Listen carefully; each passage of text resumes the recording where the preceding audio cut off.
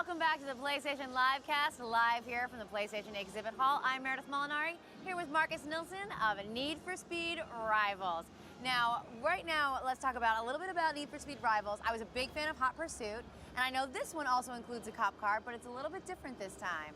Yeah, you could argue that it's actually quite a lot different from Hot Pursuit. Hot Pursuit was a very kind of bespoke, choose from a menu experience. Cop versus races, absolutely. Weapons, pursuit tech to take down your rivals. This time around, it's an open world, massive open world, lots to do. Play as either a cop or a racer, but the big difference from, I guess, Hot Pursuit in that regard is that they're very different. You play through racer in one way, and you play through cop in a totally different way. Now, just to give our audience a live home, this is a live demo going on right now. It is indeed, yeah. It's live, what you were watching. Just like we are live, the demo is actually live right here. Exactly. This is obviously one of our racers. Exactly, and it's obviously a Ferrari. Yes, I know Ferrari's back. It's a Ferrari 12, what was it, Berlinetta? It's the Berlinetta, F12 Berlinetta. It's back in the game after 7 years not being in Need for Speed. Obviously, we're proud of that.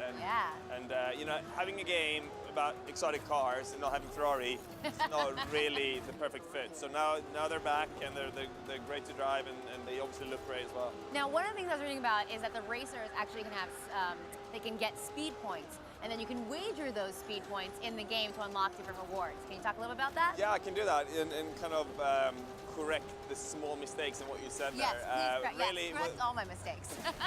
What this is that it's a high-stake risk and reward scoring system, and it kind of goes back into that the cop and the racer are different. As a racer, you will go out in the world like this guy's doing now. You can see how he's collecting points. Right now he has 34,000 points, if you can see that at home. You can also see there's a number underneath that times 4. That means that every action he makes right now, he's making more and more points. It exponentially goes up actually, but to actually get those points, he needs to go and bank them. And that's where that risk and reward comes in, right? Because the longer he stays out, the more points he's going to make. Right. But the cops are going to get more and more value from taking him down, and he's also more highlighted on the map to cops. So if the cops take him down now, he will lose all those 37,000 points right now, and the cop will take them. So it's a really cool, new, interesting scoring mechanic, which is kind of leaves you on the edge of your seat all the time, and really brings energy and excitement to the experience. Absolutely. All right, let's just watch for a minute and listen to some of the actual gameplay that's going on right here.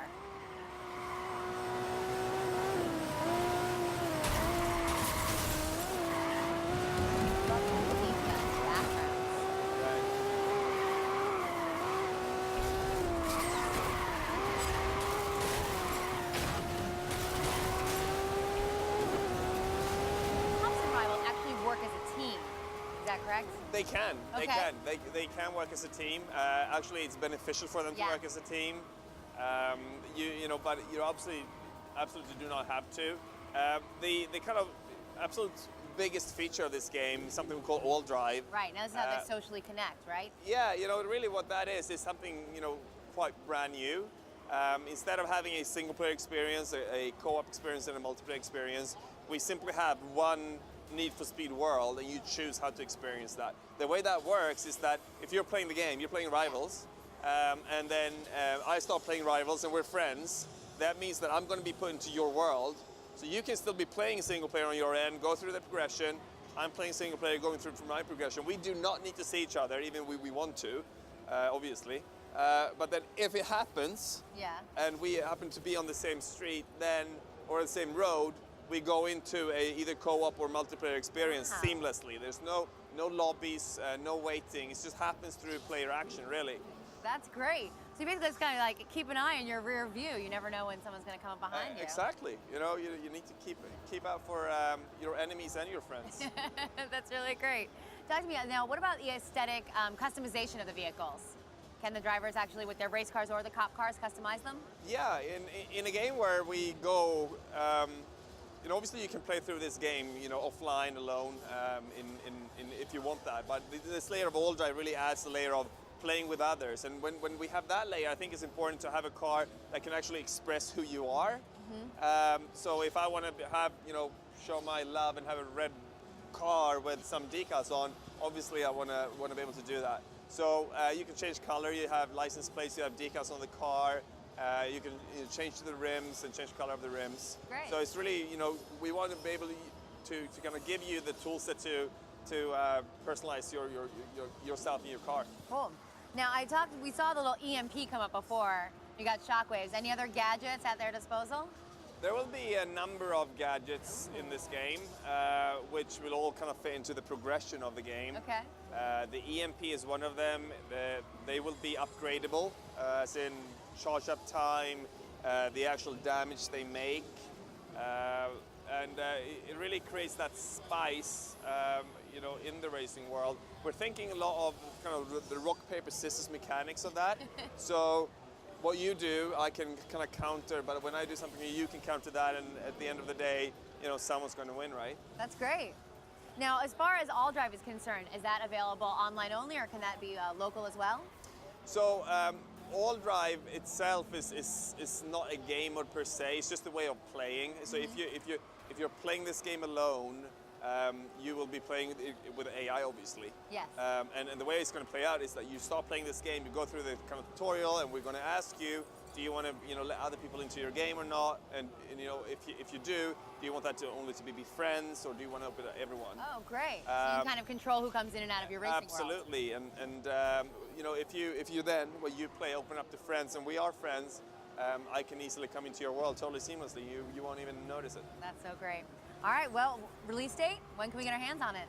You can get the hands on the PS3 version of this on the 19th of November. Great. It's obviously also on PS4 at a later date.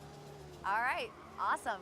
Any other things besides the Ferrari F12s or the Berlinetta? Any other exotic cars that you want to tell us about? Well, they're 55 to 60 cars. Wow. They're all kind of hand-picked and exotic in their own ways.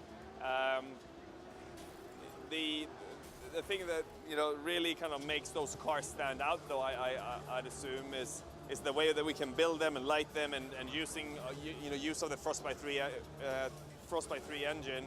It is what's propelling Battlefield 4 as well, right? It's a very, very capable engine. It is quite, with some margin, probably the best looking Need for Speed game we've ever made. And we're obviously very intrigued of taking it on to the next generation. All right, well, thanks so much. I can't wait to drive one. Thanks for joining us. All right, guys, up next, we're going to take a look at Puppeteer.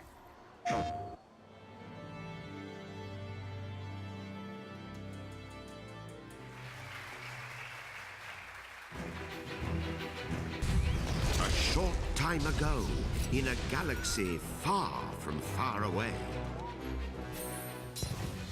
Prepare for an astonishing adventure, full of mystery, full of danger, and full of artistry. At stake were not just one boy's fate, but the fate of the whole moon, and the Earth, and the sun, and galaxy.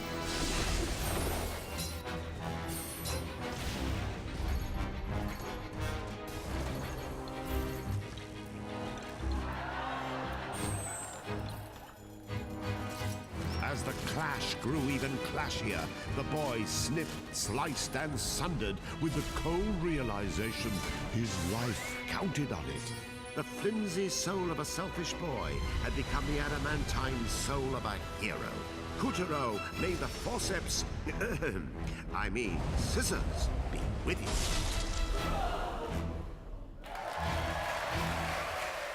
PlayStation